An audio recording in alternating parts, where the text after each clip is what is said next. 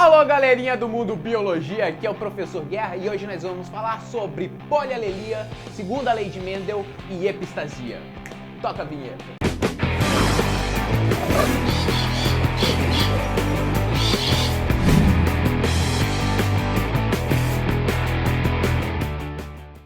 Até agora a gente só lidou com situações que para cada gene só existia um par de variações, um par de alelos. Mas na verdade, a maior parte dos genes tem muito mais do que isso. Nós chamamos essa característica de polialelia.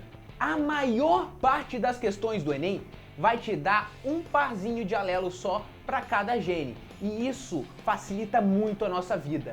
Mas de vez em quando, uma questãozinha mais sapeca pode aparecer e te dar um gene que existem 3, 4, 5 variações diferentes. Quando isso acontece, é muito comum que as diferentes variações, os diferentes alelos, tenham diferentes graus de dominância uns sobre os outros. E o exemplo mais comum disso é o pelo da chinchila, que pode vir em 4 diferentes cores. Você pode ter uma chinchila nas cores marrom, cinza, himalaia ou albino. E apesar dessas diferentes cores, só existe um gene responsável pela coloração do chinchila. Mas existem 4 alelos diferentes para esse gene. Esses 4 alelos possuem uma ordem de dominância, sendo o marrom dominante sobre todos os outros, o cinza dominante sobre todos menos o marrom, o himalaia dominante apenas sobre o albino e o albino é recessivo. E dessa combinação podem surgir situações curiosas, como esse casal aqui. Nós temos um chinchila macho marrom e uma fêmea cinza. E o filhote nasceu himalaia. Como que isso pode ser possível? Ora, esses pais são heterozigotos. Um alelo vai ser marrom e o outro alelo eu não sei. Um alelo vai ser cinza, o outro alelo eu não sei. Eu sei que pelo menos um deles vai ser himalaia. O outro pode ser himalaia ou pode ser albino. E tem como eu descobrir mais informações? Apenas com esse cruzamento, não! Mas, se você assistiu a aula de cruzamento teste, você sabe que se a gente usar uma chinchila albina e cruzar com esse filhote, a gente pode determinar o genótipo do filhote. Se 50% dos filhotes desse novo casal forem albinos e os outros 50% forem himalaias, nós sabemos que esse filhote é heterozigoto. Porém, se 100% dos filhotes forem himalaia, esse filhote é homozigoto. Outro exemplo de polialelia está no nosso sangue. O sistema sanguíneo ABO consiste de 3 alelos para um único gene, mas isso a gente vê em outra aula. Saindo um pouco da análise de um gene apenas, incluindo mais um gene no nosso pacote, nós temos a segunda lei de Mendel. A segunda lei de Mendel é basicamente uma extensão da primeira, que diz que os alelos se separam na formação dos gametas. Na segunda lei de Mendel, a gente vê que essa separação entre os alelos é independente entre os genes. Um alelo não está ligado a outro entre genes diferentes. E normalmente, quando a gente fala em segunda lei de Mendel, o que aparece é um quadrado de Punnett imenso, desse tamanho, essa coisa grotesca que você está vendo aqui, que é horrível. Na hora de fazer a prova, você desenha a linha meio torto, você conta errado, você acaba errando alguma coisinha ali e dá errado toda a sua questão, você perde uma questão e perde muito tempo para nada. Esqueça isso aqui, a gente vai ver um método diferente, muito mais eficaz agora.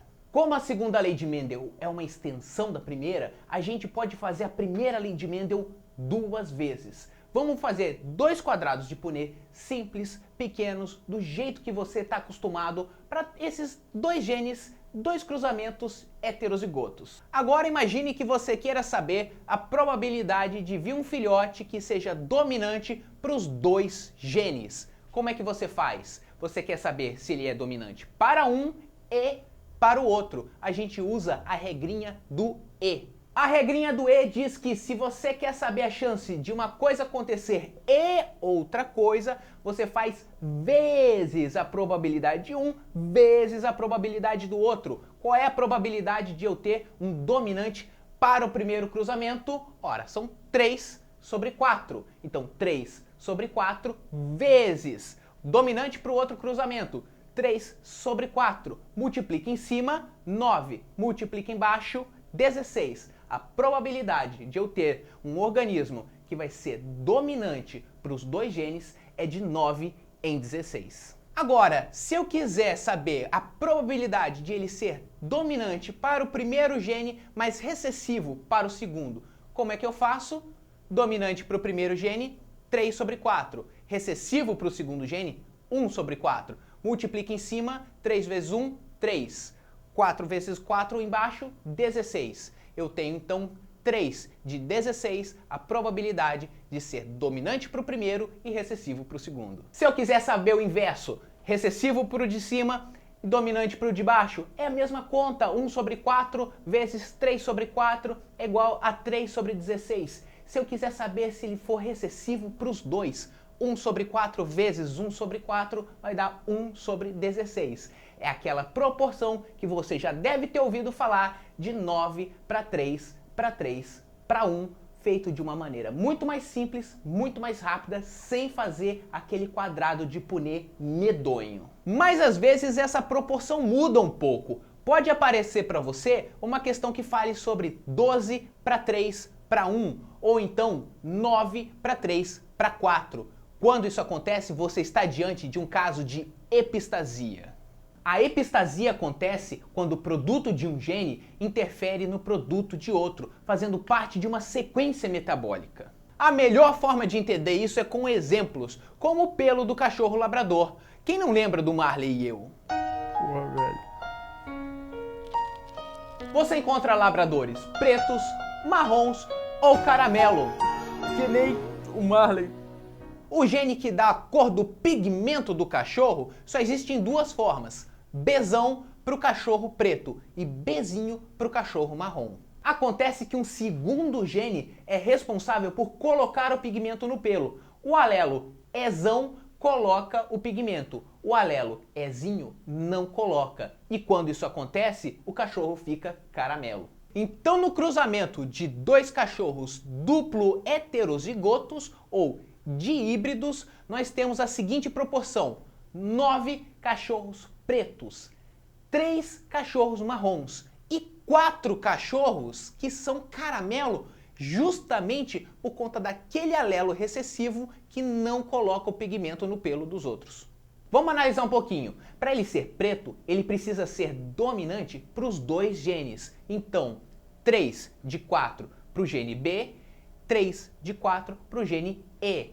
3 vezes 3, 9, 4 vezes 4, 16. Para ele ser marrom, ele precisa ser recessivo para o gene B e dominante para o gene E. Ou seja, 1 sobre 4 vezes 3 sobre 4. 1 vezes 3, 3.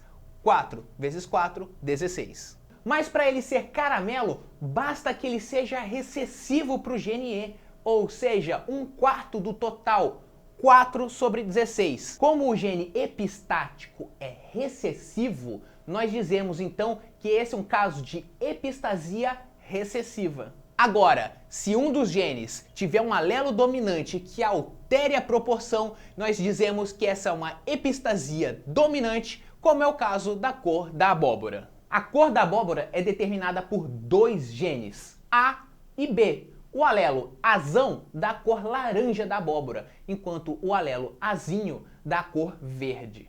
Enquanto o gene B pode fazer duas coisas. O alelo Bzinho recessivo não influencia a cor, mas toda vez que o gene B estiver na forma Bzão, alelo dominante, a abóbora sempre vai ser amarela. Portanto, toda vez que o alelo Bzão, 3 sobre 4, aparecer no genoma dessa abóbora, ela vai ser amarela. 3/4 do total das abóboras vão ser amarelas. 3/4 é a mesma coisa que 12 sobre 16. Então as proporções das cores das abóboras vão ser 12 sobre 16, amarela.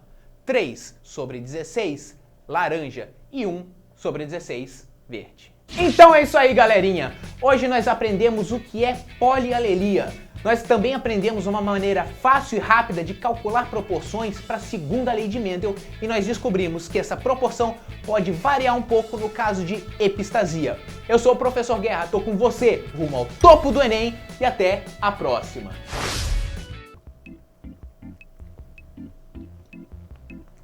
Aí galera, se inscreve no canal, curte aí o vídeo, compartilha com os amigos.